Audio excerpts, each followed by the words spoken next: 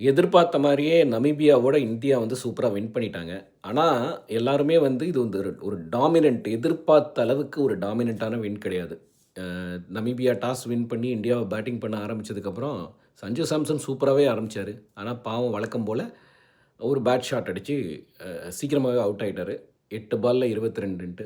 ஆனா அதுக்கப்புறம் திலக் வர்மா வந்ததுக்கப்புறம் இஷான் கிஷன் அவரோட வழக்கமான கேம வந்து விளையாண்டு ஒரு நல்ல சூப்பரான அது அவர் அடிச்சிட்டு இருக்கிறப்ப பார்த்தா வந்து ஒரு 300லாம் வந்து ஈஸியா கிராஸ் பண்ணிடுவாங்கங்கிற அளவுக்கு போயிட்டு இருந்தது. ஆனா அதுக்கப்புறம் அ அவங்க கேப்டன் நமீபியாவோட கேப்டன் அவரும் வந்து ஒரு அந்த சைட் ஆர்ம் ஆக்ஷன்ல பவுலிங் போடுறவரு.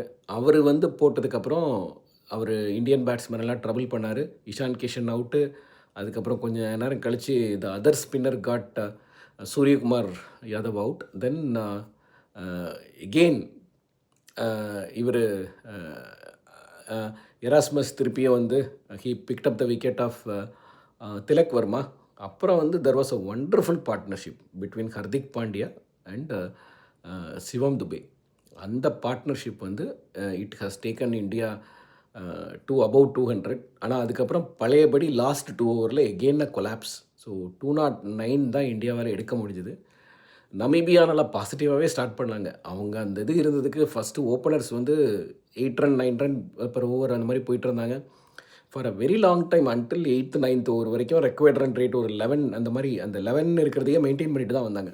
ஆனால் அதுக்கப்புறம் after the last 3 wickets Varun Chakravarthy. So he is the main person. So அவர் தான் வந்து செட் பேட்டர்ஸ் எல்லாரையும் அவுட் ஆக்கி அதுக்கப்புறம் then I think that Namibia couldn't all they could manage was 116. Once the collapse started, I think it's all over for them.